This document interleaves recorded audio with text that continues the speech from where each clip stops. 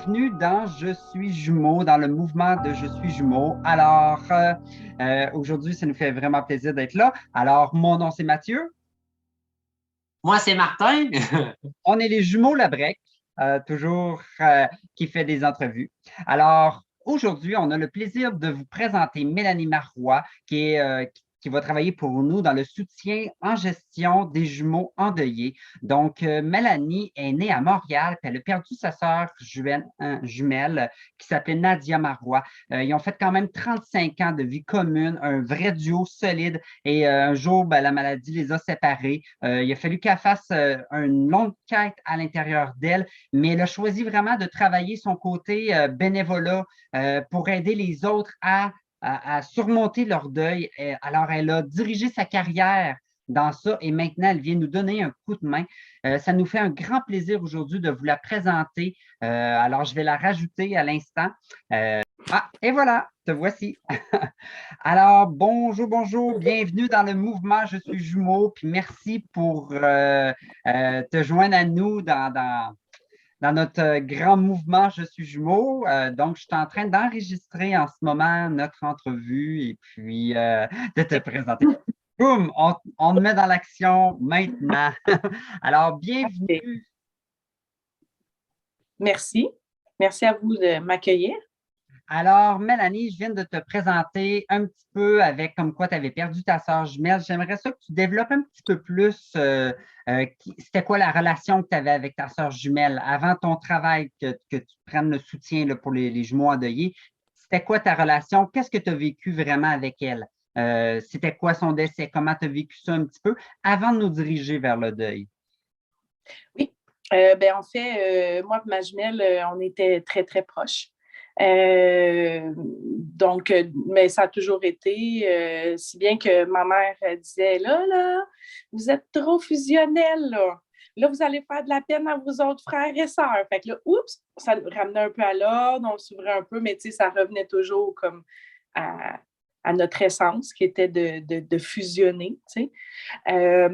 C'est sûr que malgré toute cette belle fusion, on a quand même eu des moments où c'était plus difficile, tu sais. Comment je pourrais dire, des conflits surtout identitaires, je dirais. Tu sais, ce besoin de prendre un certain recul parce que l'autre personne, c'est un peu lourd pour soi. Donc, un moment où on doit se décoller pour essayer de se construire soi-même, mais en même temps, le besoin est tellement grand d'être ensemble que ça dure pas, tu sais. La force du nous est trop fort pour être capable, avoir été capable qu'on soit loin l'une de l'autre très longtemps. Là. Tu sais, ça durait une journée, 2 journées. Là, oups, on revenait. C'est comme, ma vie reprend son sens. Tu sais, donc, c'était un peu ça. Il y a eu des moments où on a travaillé soit ensemble ou à proximité, très, très à proximité. On a habité très proche l'une de l'autre. Ça a été une belle relation.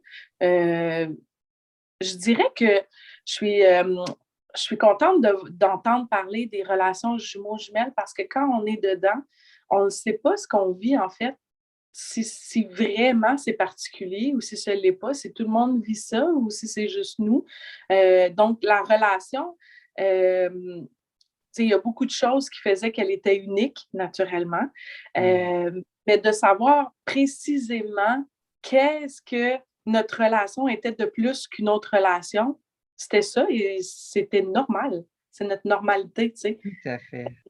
Oui, c'est ça. Tout à fait. Et comme tu le mentionnes si bien, c'est cette période de fusion-là qu'on a entre jumeaux et apprendre à trouver notre identité qui est quand même unique dans un couple de jumeaux et versus le deuil, c'est sûr que ça doit être quand même deux choses complètement différentes de se séparer d'un jumeau ou d'une jumelle, mais d'aller retrouver son identité, sachant que c'est très difficile en sachant qu'on revient fusionnel à chaque coup, à chaque moment, on revient, c'est quelque chose qui est fort à l'intérieur de nous.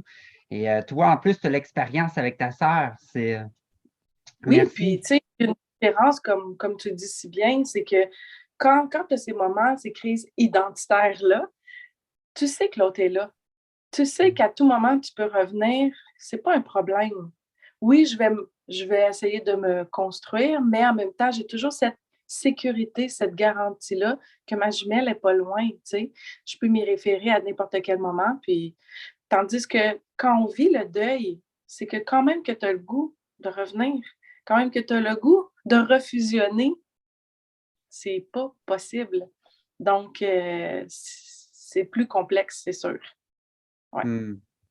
Et puis, en fait, qu'est-ce qui s'est passé? Parce que je ne l'ai pas dit au monde, qu'est-ce qui s'est passé avec ta sœur, en fait? C'était quoi la fin, vers la fin, comment ça s'est passé avant qu'elle parte? De quoi elle est décédée, ta sœur?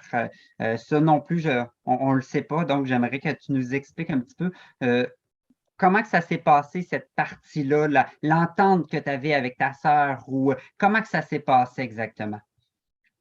Ben, en fait, moi et ma jumelle, on s'était toujours dit si une meurt, l'autre meurt. Puis là, je ne parle pas de cette entente-là quand on était petite, à 6-7 ans.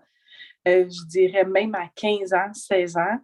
C'est comme si notre monde, c'était moi et elle, dans le sens que on n'a pas considéré qu'on aurait des enfants, on n'a pas considéré que ces enfants-là auraient un père, on n'avait rien considéré, c'était moi et elle. Si tu meurs, je meurs. Si tu meurs, je meurs. C'était ça. Ouais. Donc, la vie a continué, tout ça. Puis arrive le moment où ma jumelle a eu une période plus sombre, je dirais bien sombre. Donc, ça a commencé 2-3 ans là, avant qu'elle décède. Ça a toujours été une femme rangée, avec 2 enfants, son mari. Tout était bien placé. Elle travaillait dans les écoles et tout ça. Puis, elle s'est séparée, puis elle a eu un moment assez difficile.